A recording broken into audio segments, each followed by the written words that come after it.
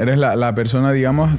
que ideó el operativo de infiltrar a un policía en la organización terrorista ETA. Atentado de la banda terrorista ETA en Burgos. Me llamo en nombre de la Hipercor de Meridiano va a explotar a las 3:30. De esa explosión ocurrida a las 2:10 de esta tarde en Palma de Mallorca. Y lo que conseguí, no que se infiltrara, sino que fuera ETA la que la captara. Luego había que pasar por la prueba de fuego. Y la prueba de fuego no la supera más que Arantxa, la policía infiltrada. La operación fueron 7 años. 7 años, claro. Wow. Eso no es entrar y ya estoy. Entiendo que estar 7 años viviendo en un papel prácticamente las 24 horas del día es posible que tenga cierto trastorno en la personalidad, ¿no? ¿Cuánto tiempo pasa desde que empieza la operación hasta que recibe la nota en el bar? Y los 2 últimos años ya vive como una miembro legal de la organización. ¿Y cómo se utilizaba la información que conseguía pasar Arantxa? ¿Con qué se financiaban? ¿Había algo de tráfico de drogas? No. X? Es muy fácil, te lo voy a recordar. ¿Y las armas cómo las obtenían? O sea, estaban armados, muy bien armados. Sí, estaban muy bien armados. Sí. Pistolas, granadas de mano, fusiles de asalto, explosivos. Leí también que incluso en alguna ocasión los geos microfonaban su piso sin conocimiento de Arantxa para que ella pudiera seguir actuando con naturalidad y que no se notara nada. Bueno.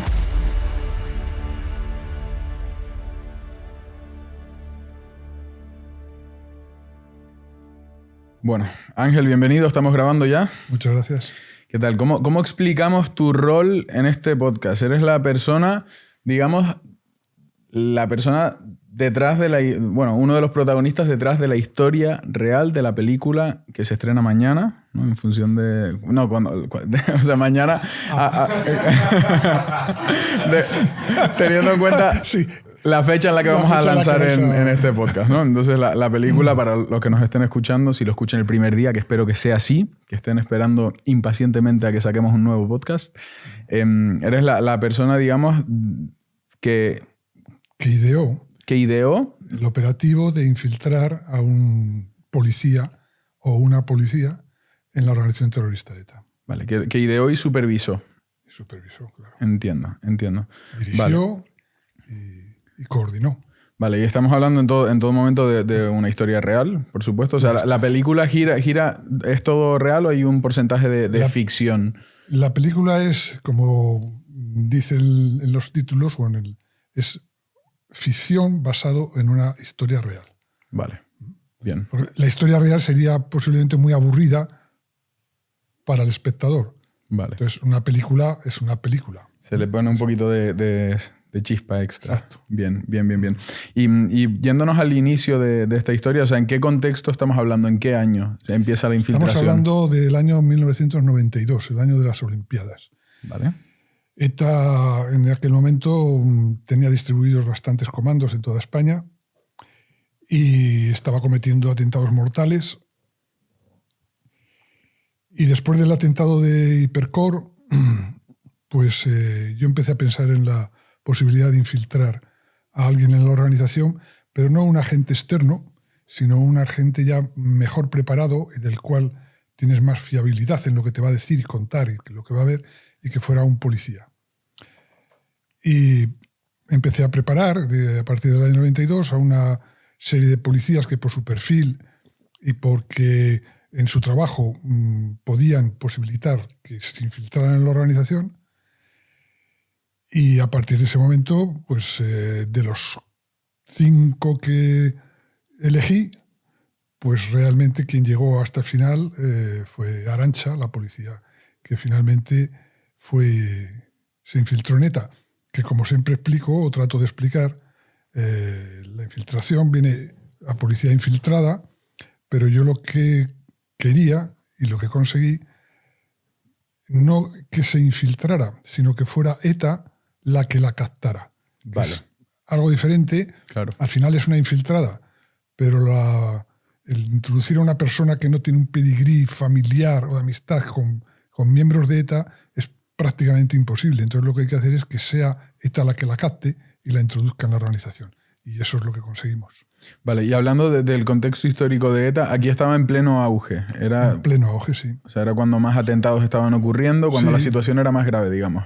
Sí, además estaban preparando el boicot total a las Olimpiadas de Barcelona.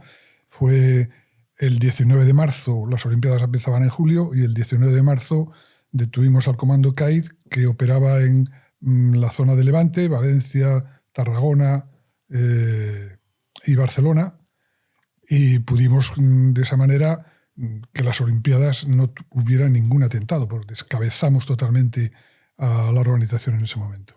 Bien. Y es en ese momento cuando ya empiezo, aunque lo tenía pensado de antes, es cuando inicio ya el reclutamiento, por así decirlo, de unos policías para que se puedan infiltrar.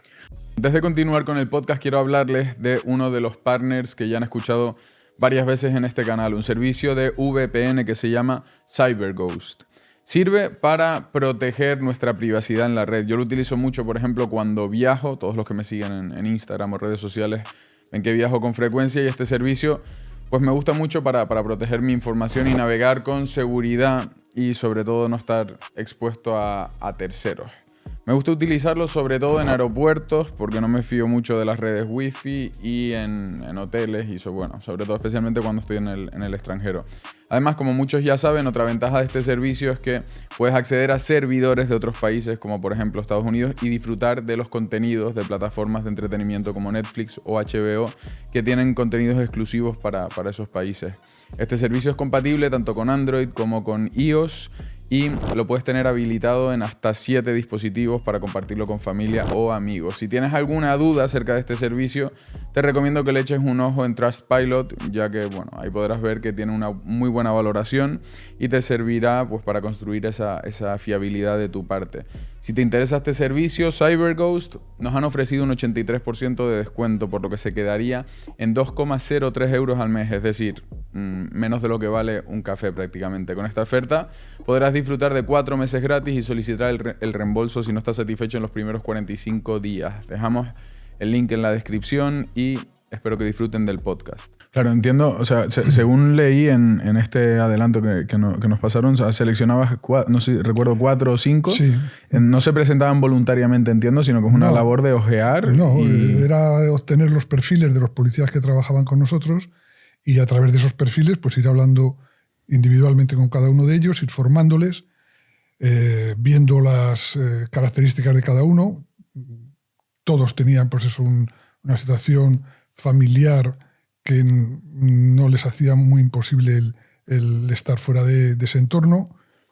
Eran responsables, estaban dispuestos a hacer prácticamente todo lo que fuera por descabezar a ETA, pero una vez que ese perfil lo vas adaptando, luego había que pasar por la prueba de fuego.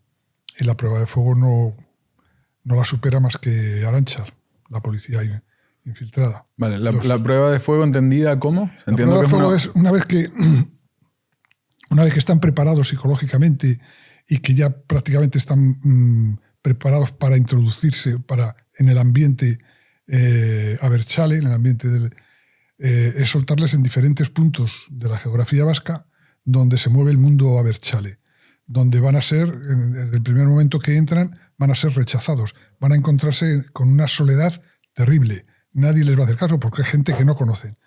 Y entonces todos se echan atrás, es decir, con las semanas y los meses se echan atrás porque no pueden aguantar esa presión. Claro. La única que aguanta es Arantxa, que aguanta 7 años, poco a poco, pero los primeros años fueron muy difíciles, muy difíciles. O sea, la operación fueron 7 años. 7 años, claro. Wow. Eso no es entrar y ya estoy. Claro. Es decir, es una persona desconocida con ciertos antecedentes que se le han marcado y que entonces tiene que empezar a que la gente le conozca, que coja amigos, que sean de la mente abertzale, que empiecen a confiar en ella, que vaya a manifestaciones, que no resalte mucho, porque ETA a los que resaltan mucho tampoco los quería, y entonces dejarse llevar. Y eso tarda mucho tiempo. Yo sabía desde el principio que iba a ser una operación a largo plazo, claro, a muy largo plazo. Pero al final resultó. O sea que de repente es una cuestión de que Arantxa aparece en un contexto totalmente nuevo, pasa desapercibida. O sea, yo leí que empezaba en un trabajo normal, en una carnicería incluso. Sí, ¿no? Es decir, una de las cosas más importantes y para la que tenían que estar preparados, y ella lo estaba, era el desdoblamiento de su personalidad. Ella era una policía llamada X y se tenía que desdoblar en una persona que empezaba a militar militar o alternar en los ambientes abertzales y que se llamaba Arantxa. Entonces no podía tener ninguna relación con su otra personalidad. Y eso es muy difícil. Olvidarse totalmente las 24 horas del día de que es una persona y que es otra, eso es muy difícil. Hay que soportar una gran presión, porque al más mínimo fallo te descubren y entonces o bien la operación se viene al traste o bien pueden hacer algo contra ella, ¿no? Y eso lo superó con creces, ¿no? Pero claro, son muchos años. Los primeros años ni le hablan, ni le miran, es una persona que está aislada totalmente en el ambiente en que se mueve. Pero poco a poco empieza a ser conocida, empieza a hablar, le empiezan a invitarle a unos actos, a manifestaciones, y a la vez tiene que trabajar, tiene que decir, oye, yo he venido aquí a buscar trabajo. Y entonces, bueno, pues va buscando trabajos en ambientes abertzales para ir metiéndose más, y así va logrando poco a poco. Los primeros años son con resultados nimios, muy pequeños, pero para mí eran muy importantes. Cualquier paso hacia adelante era un paso muy importante. Lo bueno era que no iba hacia atrás. Sí, algo que me llama mucho la atención, supongo que en este proceso de que estarías supervisando personalmente el proceso por el que iba pasando Arantxa, entiendo que estar 7 años viviendo en un papel prácticamente las 24 horas del día, sí, es posible que tengas cierto trastorno en la personalidad, ¿no? O sea, que puedas llegar a confundir incluso el quién eres, el que de repente ese discurso al estar, digamos, mostrando tanto interés, al estar relacionándote con ese tipo de personas, puede que incluso en una parte, aunque sea pequeña de ti, empiece a calar un poco incluso, sí, ¿no? Que empiece esto ocurrió, o sea, ella... No, ella... Lo tenía muy claro en todo psicológicamente momento. Estaba muy bien preparada. Lo que pasa es que por muy bien preparado que estés, el tiempo que iba pasando, pues llevas razón. Puede ser que en un momento pueda decir, bueno, ¿quién soy yo? Etcétera. Pero bueno, yo me entrevistaba con ella, tenía citas con ella, hablábamos del trabajo, pero también hablábamos de otras cosas, le ponía las cosas sobre la realidad. Pero después ella también, era una de las cosas que estaba preparada, tenía que estar haciendo más cosas. Es decir, se apuntó a clases de euskera, a aprender euskera, hacía deporte, hacía submarinismo, trabajaba en diferentes sitios que le decían que podía trabajar, medios abertzales. Es decir, que poco a poco entra en esa dinámica, se olvida no totalmente, porque tiene también sus momentos de soledad en la que pensar en su familia, en ella misma, pero realmente en cuanto entra en el ambiente que tiene que estar, automáticamente se olvida de su identidad propia y obra como los demás. Era una mujer de mucho carácter y muy observadora. Entonces, ¿Y cómo va progresando ella dentro de la organización? Pues bueno, los primeros años, como te he comentado, pasito a pasito. Poco a poco empieza a ser conocida, empieza a hacer amistad con algunas personas, le ofrecen trabajo, empieza a ir a alguna manifestación, pero empieza a hacer la manifestación no en primera fila, sino en segunda fila, sin darse mucho a conocer, porque siempre en todas esas manifestaciones pues había personal de las fuerzas y cuerpos de seguridad, tanto de policía, guardia civil, Ertzaintza, para identificar a los que más se destaquen. Es decir, ella no tenía que destacarse por nada de eso. Y después habla con los demás. Y una cosa muy importante, que en la película además lo relatan muy bien, ¿no? Y es así. Y es que tiene que convivir con la gente que ella odia como policía. Claro. Son los que están matando. Entonces, estar conviviendo con la gente que te está diciendo hay que matar, hay que hacer atentados, hay que matar a la policía, hay que matar a miembros de los jueces, a lo que estás viviendo, y tienes que decir, pues sí, no resaltar en ello, pero sí comulgar con esas ideas. Y eso es muy duro, porque ella es policía y tiene que sentir lo que está diciendo, está en contra de su ser, de ser policía, ¿no? Claro, o sea, ella en ciertas ocasiones ella podía estar al tanto de que alguien iba a morir, por ejemplo. No. No llega hasta ese punto. No puede llegar a ello. Es decir, un comando terrorista está al margen de todo eso, pero sí los que jalean a la organización y se comete un atentado y brindan con champán o con cerveza o lo que fuera porque ha muerto un policía o un coronel del ejército o un periodista o un político, pues ella tiene que jalearlo. Y tiene que beber el champán o lo que sea y decir viva y en fin. Claro. Y eso pues es duro, pero lo tenía que hacer. Entonces poco a poco, digamos, por poner un símil, va escalando, ¿no? Un poco en el organigrama de la gente preparada para captar. Después ella acude también porque le invitan a una cosa que se denominaba el Herri Urrats. El Herri Urrats es una fiesta del independentismo vasco, de toda la gente de izquierda abertzale, que celebran en una población del sur de Francia, y van miles de personas que comulgan con la organización terrorista ETA. Y era un feudo donde nadie podía entrar. En unas esplanadas tremendas, miles de todos conviviendo allá durante un fin de semana. Todos son conocidos, los que se conocen a otros, etc. Y aprovechaban los miembros liberados de ETA de la organización, aprovechaban un día para ir allí y captar a gente para la organización. Y entonces ella obtiene muchísimas fotografías de la gente que está allí, porque está en el ambiente. Nadie sospecha de que esas fotografías luego me las va a pasar a mí, ¿no?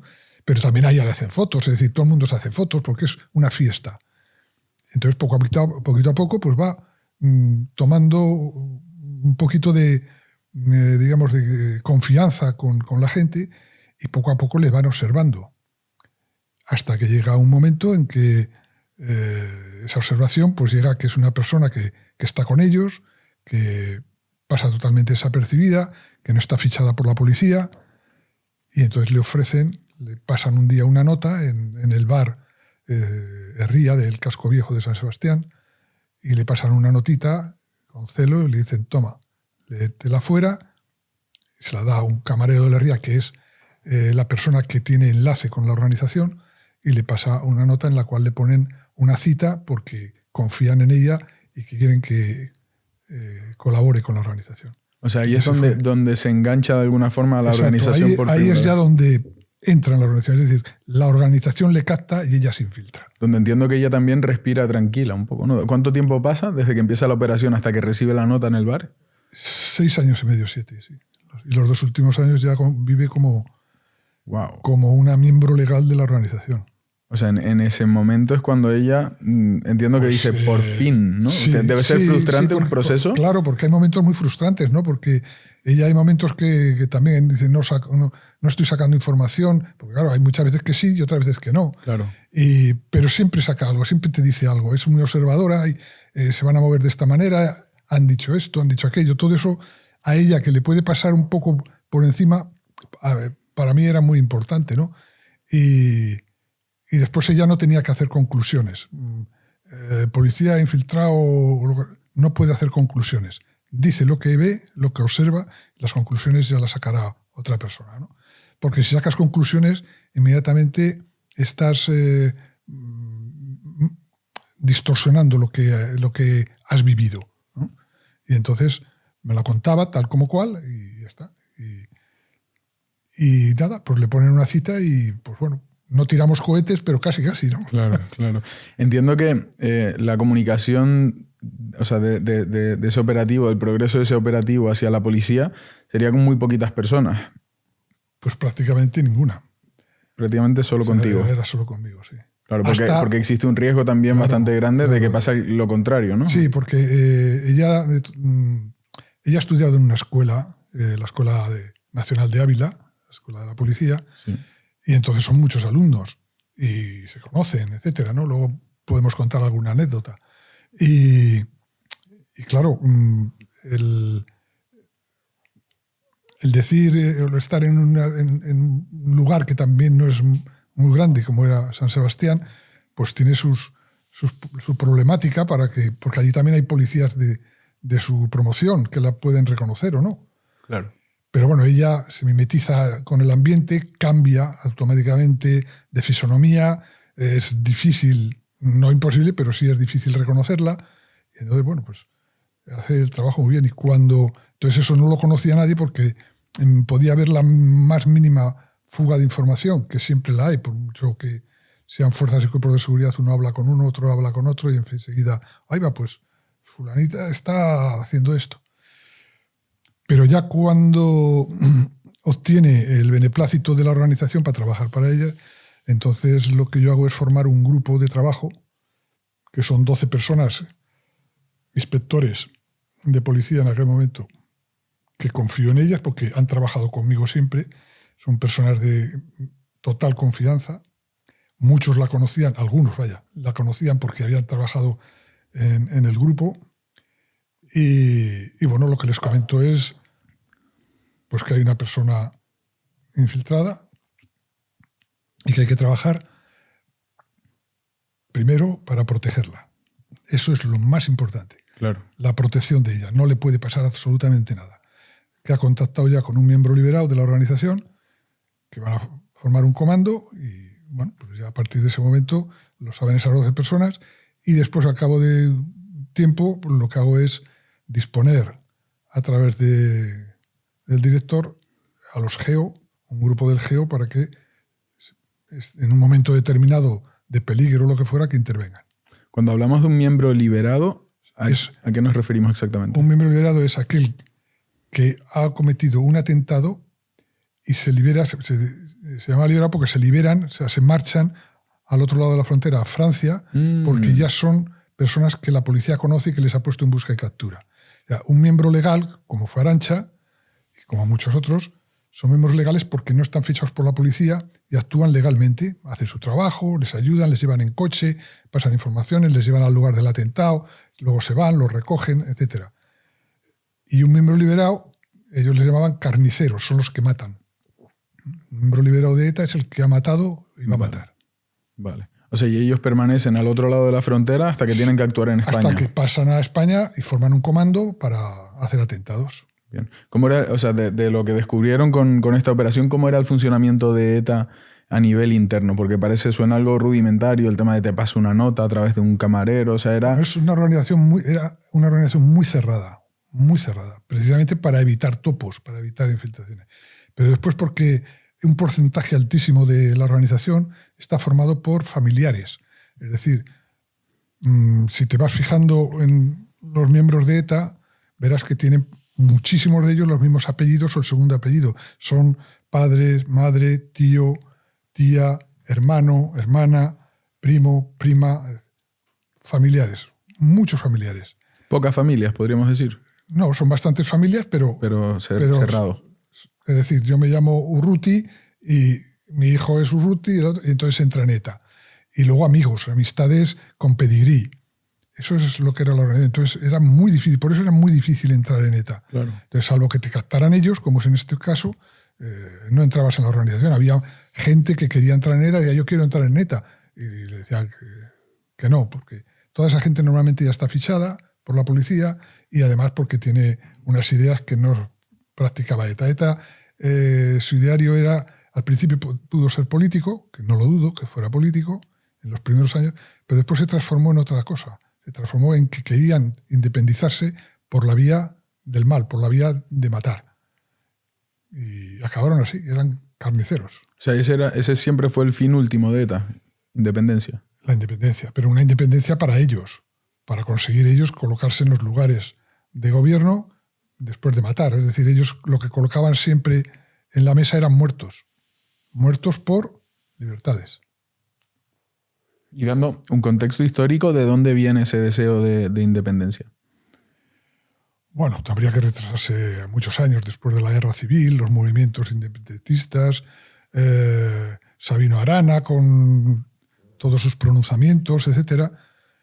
Y bueno, si vas poniendo el grano de trigo o de mostaza en las familias, pues van creciendo ese sentimiento de independentismo y que al final el sentimiento de independentismo ni es bueno ni es malo. Puedes tener tus sentimientos como cualquier otro, pero siempre que sea sin violencia, siempre que no tengas y que otros salgan perdiendo. Tú no te puedes poner por encima de los demás.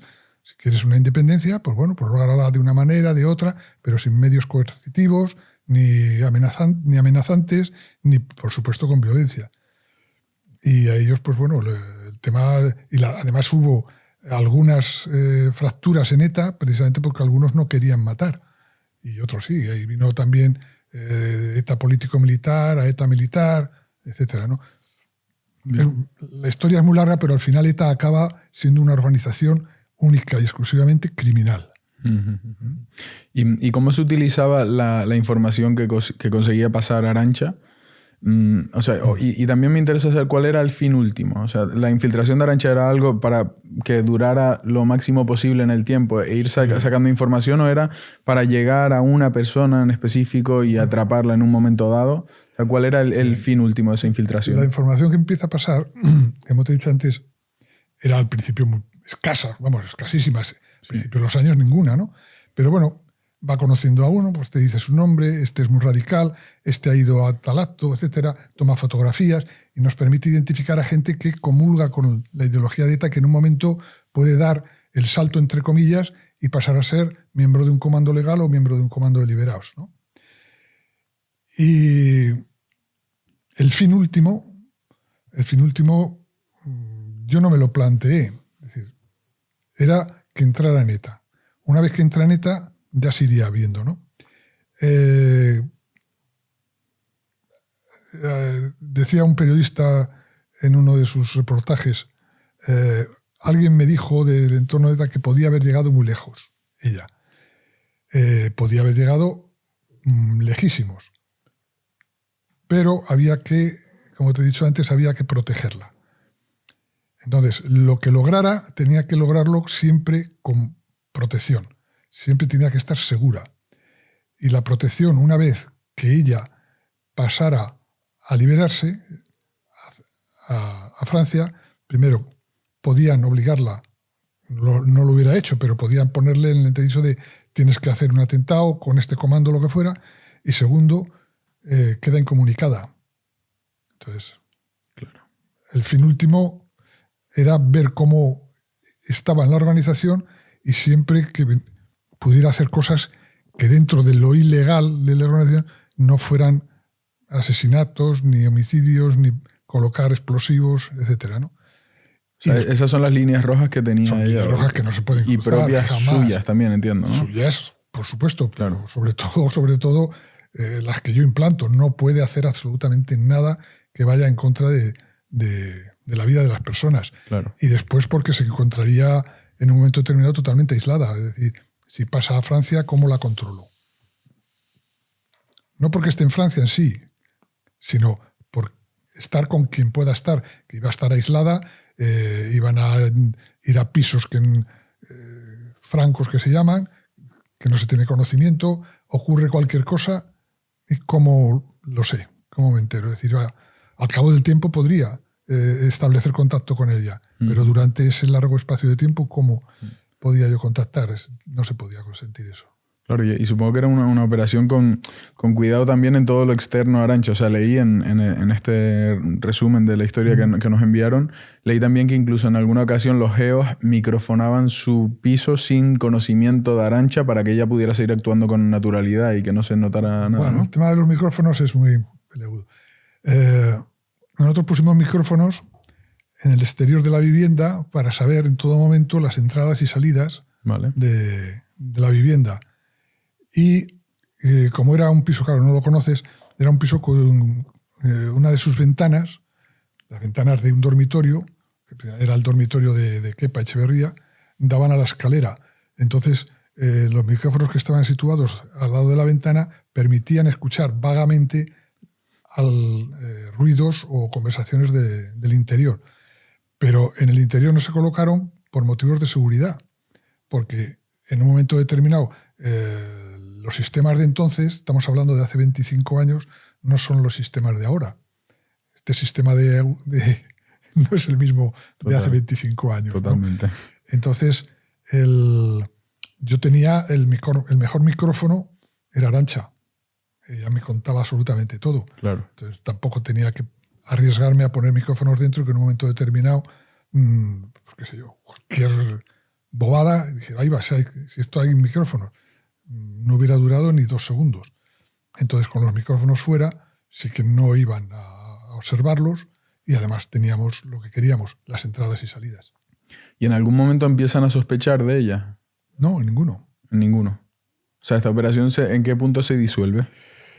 Pues verás, se procede a la detención en Francia del miembro liberado de la organización, que era uno de los más importantes dirigentes y realmente el que controlaba a todos los comandos del interior, ¿no? El que ordenaba cuándo había que matar, cómo, etcétera, ¿no? El responsable de los comandos, que era Arizcuren Ruiz, alias Cantauri. Y entonces es detenido en Francia. Todos los jefes operativos y orgánicos de la organización terrorista ETA saben dónde están sus comandos, domicilios, etcétera. Pero en este caso no, porque Arantxa, cuando pasó a Francia para establecer contactos, porque se lo decían los liberados, en ningún momento les dijo dónde estaba el piso donde estaban viviendo. Es decir, que la organización sabía que estaba el comando Donosti, formado por Kepa Echeverría y Sergio Polo y Arantxa, pero no sabían dónde vivían, no podían decir dónde estaba. Pero Sergio Polo, que era un paranoide, pues se pone nerviosísimo y dice que hay que abandonar el piso y que ya se verán dentro de un mes o 2 meses, ya contactarán, etcétera.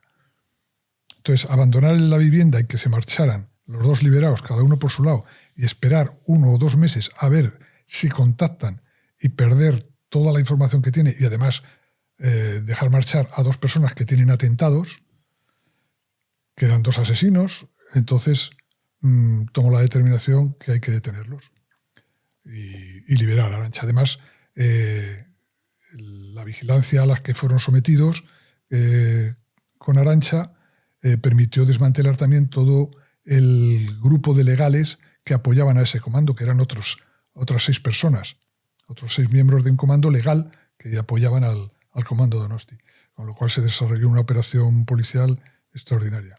Y Arantxa pues huyó, lo que suele decir entre comillas, huyó. Desapareció. No fue detenida, desapareció. Bien. Y desde el momento de ese momento tan icónico, ¿no? de que te entregan una nota en un bar, a partir de ahí, ¿cómo va ascendiendo ella en la organización? No asciende. Ella tenía el papel que le da la organización a un miembro legal siempre el mismo. Es el de colaborar y ayudar a los liberados. Vale. Entonces, ella le entran en contacto. ¿Y estuvo siempre ahí? Sí. Vale. Sí. Es decir, le decía a un liberal, llévame a tal sitio, a Orio, por ejemplo, o a tal sitio que quiero contactar con un legal. Ella en el coche le llevaba, lo dejaba, recógeme a tal hora. Lo recogía, compra esto, compra aquello, llévanos a tal sitio. Mira en tal sitio quién vive. Ella lo hacía, lo pasaba y ya está. Y el resto del tiempo lo pasaba fuera de casa en los trabajos que tenía.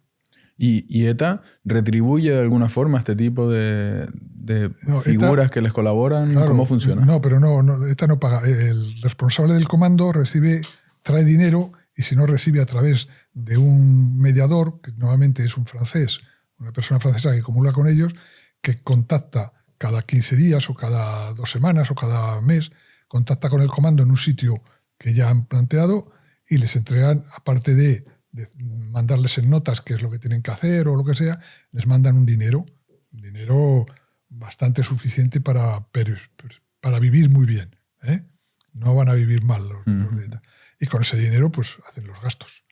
Entonces, el dinero para comprar esto o la gasolina o lo que sea, pues le pasaban el dinero a Arantxa y... Bien. O sea, me gustaría terminar de entender lo que es la jerarquía o cómo funcionaba en ese momento la jerarquía de ETA, ¿no? Entonces, hay un líder principal, luego comandos... Sí, vamos a ver. ETA se dividía por aparatos, que se llaman, el aparato logístico, el aparato de la Gunchailes, el aparato de los comandos deliberados. Y siempre con una cabeza visible. Siempre había 1 o 2 cabezas, o 3, que son los más importantes, ¿no? Los más antiguos, los que... ¿Hablamos por aparato mandan, o en general? Y luego cada uno de ellos dirige uno de los aparatos. Vale.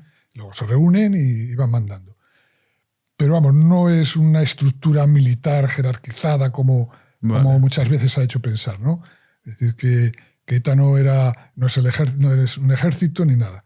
Era una banda de bandoleros que cada uno actuaba pues teniendo una pistola o un rifle o lo que fuera, y eso sí, tenían unas determinadas personas que les enseñaban a manejar explosivos, que les enseñaban a disparar, que les enseñaban las 4 ideas básicas, como en toda organización terrorista, y después pues pasaban a matar.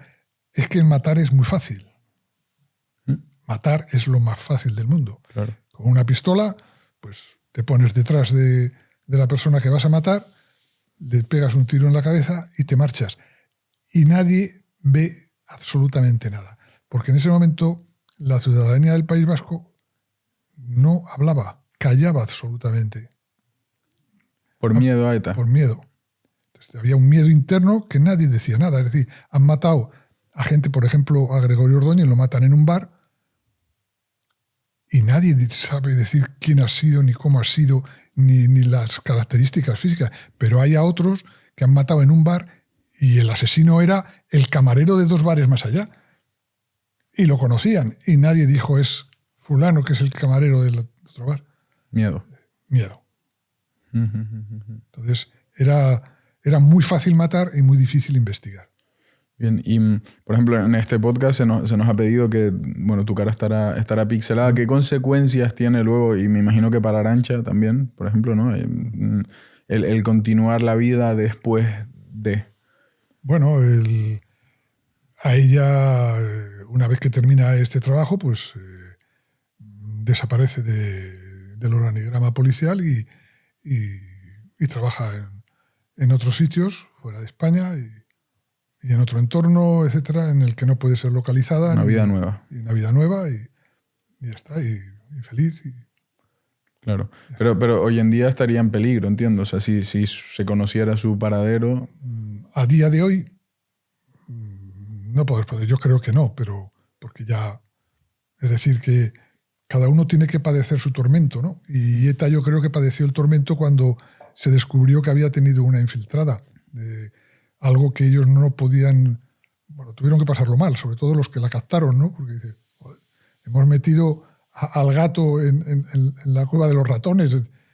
Entonces les tuvo que sentar muy mal, ¿no? Y de hecho, bueno, pues claro, le pintaron como objetivo de ETA, ¿no?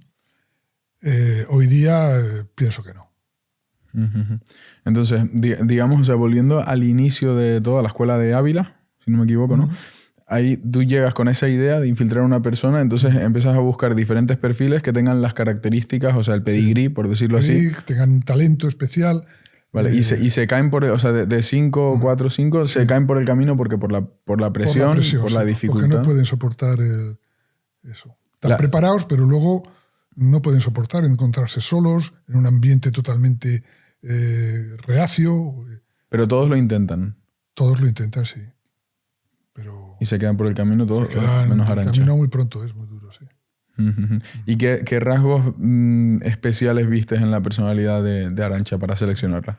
Pues como en todos, tenía, me parece que te he comentado, muy observadora, inteligente, sabía captar rápidamente lo que había alrededor suyo, era valiente, pasaba muy desapercibida en la vida ya normal, no tenía que resaltar sus conocimientos ni los no conocimientos. Tenía que saber mimetizarse con la gente con la que iba a convivir. Gente no muy inteligente. Y después, pues, dejarse llevar, lo más importante, ¿no? El que no sospecharan de ella nunca porque dijera algunas cosas o se entrometiera en algo. Tenía que dejarse llevar. Y si le decían aplaude, pues aplaude. ¿Y ella en algún momento se arrepiente? O sea, entiendo que una persona recién salida de la escuela, que es un operativo que te cambia la vida para siempre, sí. ¿No? Nunca nada va a ser igual ya. No se arrepiente, al revés. Lo pasan mal en muchos momentos, en esos primeros años son muy duros, y lo pasa mal porque ve que no consigue lo que ella pensaba que podía conseguir. Pero bueno, yo sé que lo está consiguiendo. Pero claro, para ella pensaba que iba a ser más fácil, más rápido, pero en ningún momento se desfonda y sigue su curso, y sobre todo cuando recibe la nota, como hemos hablado antes, pues para ella es el culmen, ¿no? De decir, ya, he logrado lo que Queríamos. creí que no iba a conseguir nunca, ¿no? ¿Sigues en contacto con ella a día de hoy? No, cada uno, yo no sé ni dónde está. Claro. Es decir, que ella ya la dirección pues la va ido poniendo y colocando en diferentes puntos y me imagino que será feliz en el lugar que esté Y nadie y sabe. ya está. Y nadie sabe nada. ¿En qué año se desmantela esto? En el año 99. El 99. Empieza en el 92, se desmantela la organización en el 90. O sea que realmente infiltrada estuvo el último año prácticamente, ¿no? Los 2 últimos años infiltrada, sí. Pero claro, esto no es llegar y besar el santo. Hay que pasar por los 7 años anteriores. Ujú. Una investigación científica, una vacuna, Claro. lleva muchísimos años. Cuando sale dice, eureka, ¿no? No, es que ha habido muchos años atrás que han estado investigando hasta que al final se ha conseguido. Pues esto es igual, es cosa de mucha paciencia. Bien. Y durante este tiempo, o sea, ¿cómo era todo lo que el equipo, digamos, todo lo que giraba alrededor de la operación? Porque, o sea, esto es una pieza, es Arantxa, pero comentas que estaban los geos dando apoyo. O sea, ¿cómo se apoyaba esto? Estábamos 12 personas, 12 inspectores, que es un grupo que formo el grupo, pero con gente, con inspectores de confianza, absoluta confianza, y como he dicho alguna vez, son los mejores además, los mejores para mí, claro, pero los mejores investigadores que he tenido siempre. Se forma este grupo y somos en el grupo los encargados de seguir investigando los enlaces, las personas que forman los comandos legales, hacer los seguimientos, el procurar que no le pase nada a ella, y para que no le pase nada a ella en un momento determinado, lo que hacemos es, me llevo a un grupo del GEO que lo ubico justo enfrente del domicilio para que en cualquier momento, si os surge algo, el GEO sea capaz de intervenir en pocos minutos. Claro. ¿Te quedaste contento con la película?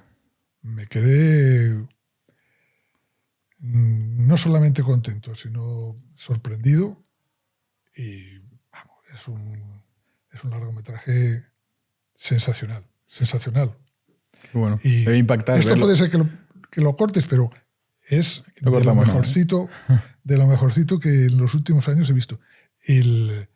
Tanto por parte de la productora han hecho un trabajo sensacional y además se les debe a ellas, a la productora, el haber hecho esta película y dar a conocer lo que pasó, que lo recuerden todo el mundo. Por parte de la directora un trabajo extraordinario y los protagonistas, la gente lo dirá, pero ¿Dónde? están que no... Extraordinario, la verdad. Qué bueno. Y es ficción, ¿eh? Es ficción dentro de la realidad. Basado en hechos reales, vaya. Que yo al verla, pues tengo que quitarme un poco, porque no es lo que pasó. La película tiene que impactar y tiene que sus cosas, ¿no? Pero es un trabajo extraordinario. ¿Dónde se queda? ¿Dónde se acota, digamos, qué parte de la historia narra? O sea, desde el inicio hasta que acaba la película, ¿a qué...? Bueno, los 7 años primero no los pueden narrar, primero porque serían muy aburridos, ¿no? Para ese tema, y muy largo, porque la película creo que dura 2 horas aproximadamente. Y entonces en lo que hace mayor mención es a los 2 años últimos, a cuando ya entra en la organización. Lógico. Pero lo de antes también está muy bien, cómo se le capta, etc.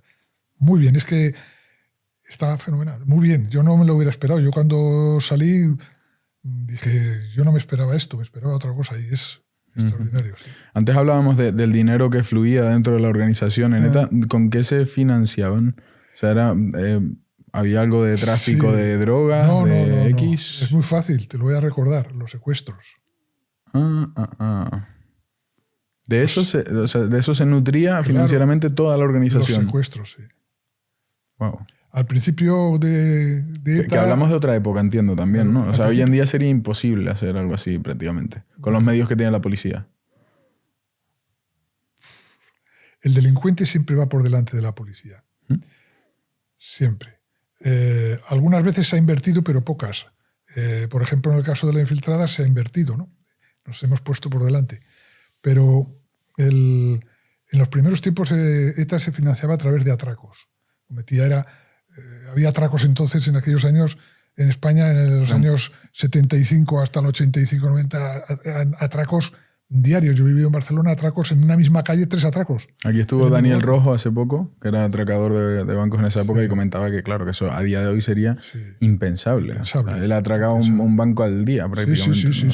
Se metían atracos. Y ETA cometía atracos en el País Vasco. Pero después lo más fácil era el secuestro. Con un secuestro, pues bueno, la cantidad de secuestros que ha sacado, que ha hecho ETA, pues sacaba muchísimo dinero, muchísimo, pero muchísimo. Y bueno, y además era muy difícil de llegar a donde estaba un secuestrado, ¿no? Me acuerdo que a Emiliano Revilla lo secuestraron y pues después de posiblemente 10 años o 11 años, con mi grupo lo logramos encontrar el Zulo en Madrid, donde había estado. ¿Estuvo 10, 12 años secuestrado? No. Después de 10 años encontramos dónde eres. Vale. Decir que, ¿Y secuestrado en Madrid? Sí, en Madrid secuestraron a Emiliano Revilla. O sea, que operaban también fuera de País Vasco. Sí. O sea, aparte de los atentados. Y en Navarra, en Madrid secuestraron a Emiliano Revilla y a otro, ahora no me acuerdo el nombre, no me sale. Bueno. Y en todos los sitios, sí, donde podía haber un industrial o una persona que tuviera mucho dinero, lo secuestraban y ya está. Y el tiempo, excepto al funcionario de prisiones, que no fue por dinero, todo el resto ha sido por dinero. ¿Y las armas cómo las obtenían? O sea, estaban armados, muy bien armados. Sí, estaban muy bien armados, sí. Pistolas, granadas de mano, fusiles de asalto, explosivos, etc. Tenían gente preparada en explosivos, que eran los que enseñaban cómo había que manejarlos, cómo se producían. Sí.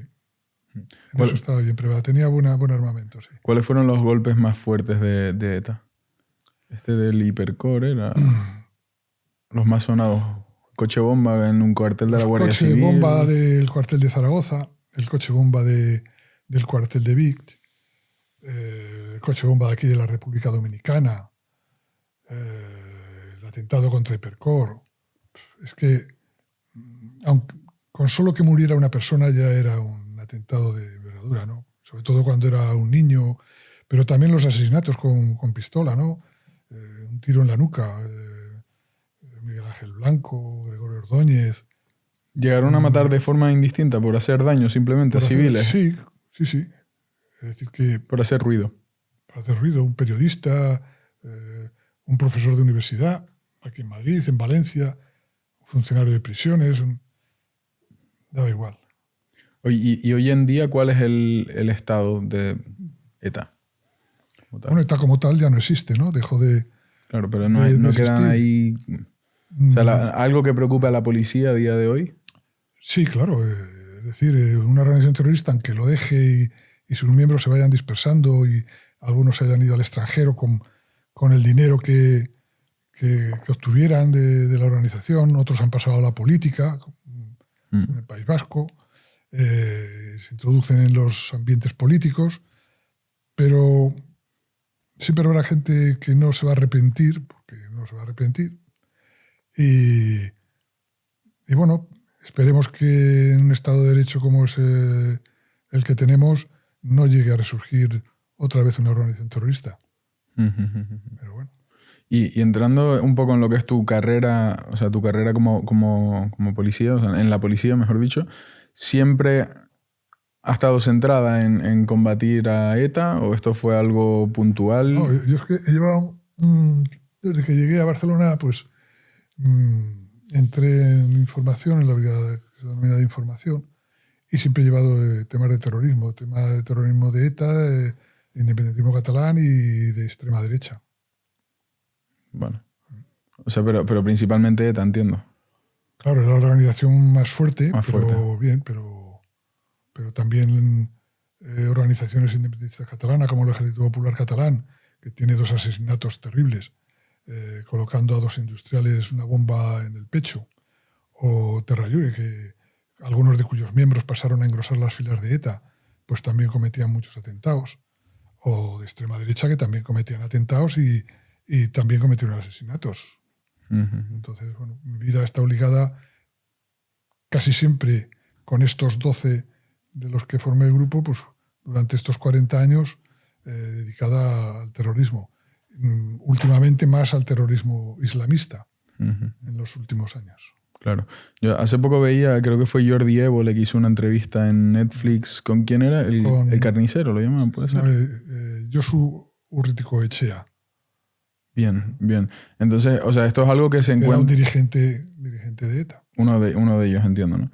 Y estos son personas que están en libertad a día de hoy. O sea, ¿qué ha sido de las personas que fueron encarceladas en su momento? No, está en prisión. Está en prisión. Bueno, está en libertad vigilada. No sé ahora cuál es su posición, porque la verdad es que en el último año ha salido tanta gente de prisión que tampoco sé decir.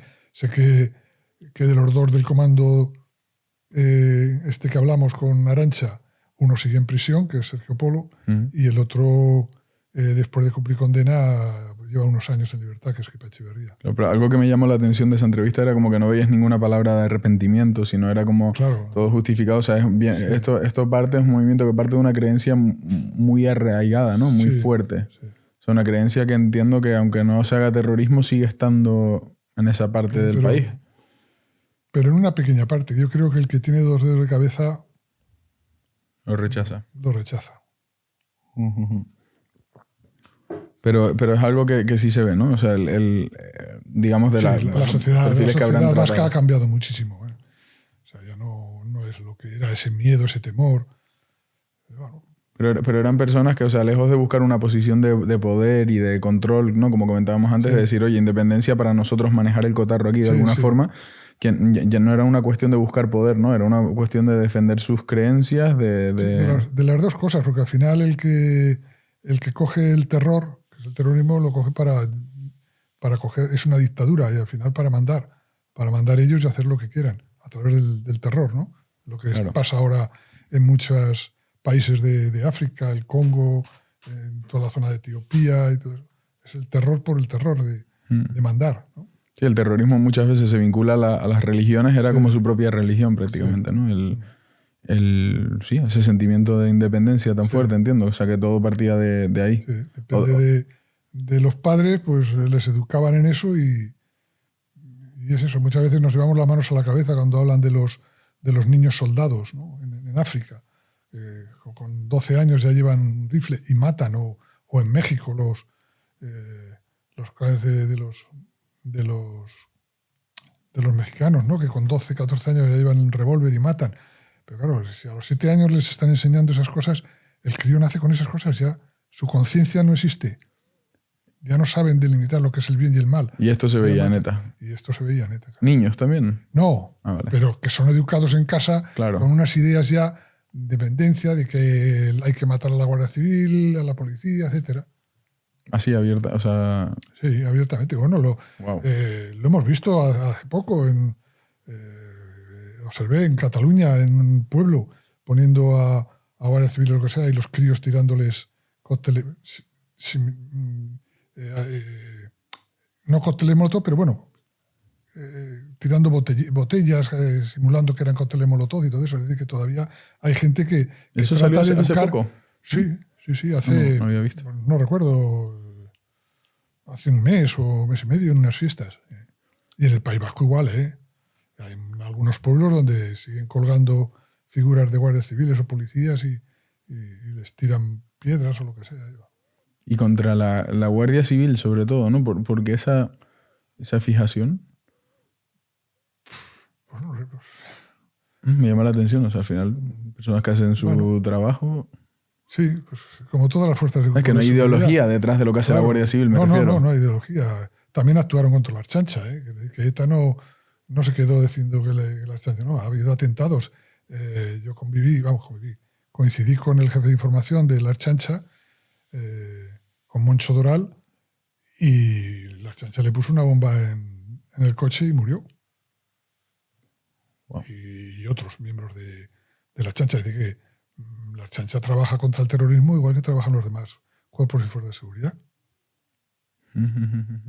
Y Leí algo, me suena del atentado que hubo en los trenes de Madrid. ¿Cuál era el vínculo? No, era que uno de los dirigentes había estado involucrado, ¿puede ser? En el atentado de los trenes del 11M, ¿te refieres? Sí, del 11M.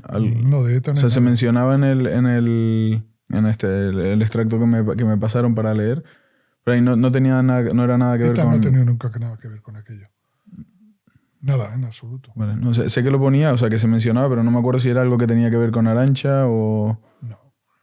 Nada que ver, ¿no? Antes comentabas que lo dejaste colgando, de anécdotas de la escuela en Ávila. Supongo que durante este primer proceso de selección. Además sale en la película y es cierto, ¿no? Es cierto, en la película se ve de una manera y uno de los geo había coincidido en la escuela de Ávila con Arantxa, pero no en la escuela que están 200 o 300, sino que había coincidido en su aula y todo eso. Pero los geos no sabían que estaban operando alrededor del caso de Arantxa. No. Vale. El geo lo único que sabía es que allí había un comando de ETA, nada más. Y entonces en una de las salidas o entradas que hace Arantxa de la vivienda, pues el geo que está observando, pues dice, anda, dice, ¿cómo se parece esta tía a la policía que había en Ávila? Me parece mucho. Pero no dijo, esta es, ahí quedó. Sino que se parecía mucho, ¿no? Y bueno, pues claro, el inspector que estaba, o la inspectora en este caso, que estaba allí, pues lo escucha, ¿no? Entonces me lo cuenta y entonces pues rápidamente llamó al jefe del geo y automáticamente esa misma noche a 3 de ellos, para no decir solo uno, a 3 de ellos se les dice que vuelvan a Madrid para otro servicio y se manda a otros 3, para que no dé lugar a que en otras salidas o entradas vaya reconociendo a Arantxa, ¿no? Entiendo. Bueno, pues es una anécdota de que a veces... Sí, cosas que pasan. Pasa, ¿no? Entre tanto policía, pues resultó coincidente. Una cosa que no tiene mucho que ver con la película, pero pregunto por curiosidad personal, ¿cómo funciona el cuerpo de los geos? ¿Cómo funciona? O sea, empiezan siendo... Salen de la escuela de Ávila y después cada año o cada 2 años sale una concurso-oposición para el geo, ¿no? Entonces tienen que pasar unas pruebas... ¿Pero son seleccionados? Son seleccionados. Pasan unas pruebas físicas y psicológicas muy difíciles de pasar. La prueba está que siempre quedan vacantes. Y después están 1 año y pico en prácticas, haciendo prácticas en su sede.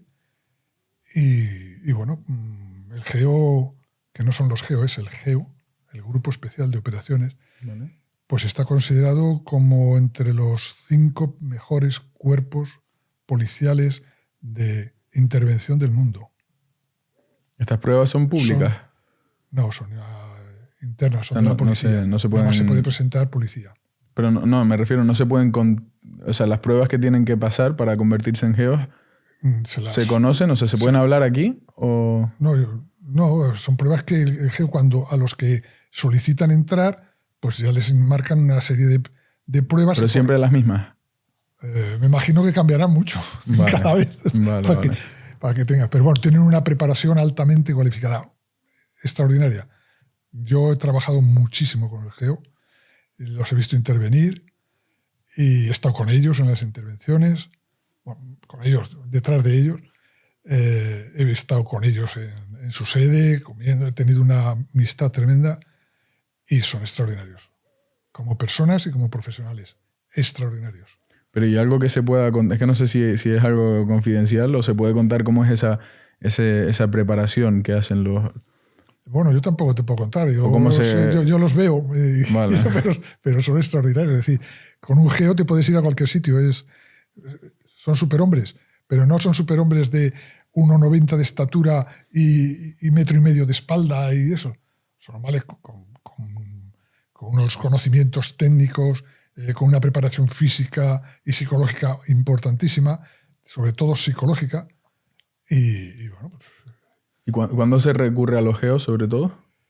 En operativos muy determinados, ¿no? De peligro, etc. Yo generalmente he recurrido al geo prácticamente para todo. O sea que, es una garantía. Hombre, también todo lo que he trabajado ha sido terrorismo. Entonces el terrorismo siempre... Claro. Pero a mí no se me caían los anillos por decir, mándame a Geo. Y ya está. Y entonces estás muchísimo más confiado, ellos van a intervenir, entonces ya está para una investigación. O sea, ¿y cómo son las conexiones a nivel interno de la policía, por ejemplo, entre GEOs, el cuerpo de policía normal, CNI? O sea, bueno, CNI es una... Pero está todo interconectado, donde se comparte toda la información de forma continua. El CNI es un servicio de inteligencia exterior, interior-exterior, y depende del Ministerio de Defensa. Tenemos relaciones, porque hay que haberlas, ¿no? Porque todo hay que trabajar en el ámbito de la inteligencia. Y luego hay un centro, el Centro Nacional de Coordinación Antiterrorista y del Crimen Organizado, que es donde está policía, guardia civil, están mozos de escuadra, está la chancha y está el CNI, y ahí se coordinan algunas operaciones para que no haya que uno esté trabajando un tema y el otro esté trabajando el mismo por otro sitio, es decir, tiene que haber una coordinación. Vale. ¿No? Pero entiendo que, por ejemplo, la infiltración de Arantxa tendría conocimiento del CNI de ella, ¿no? No. Ah, no. O sea, era eso algo es un conocimiento exclusivo. Vale.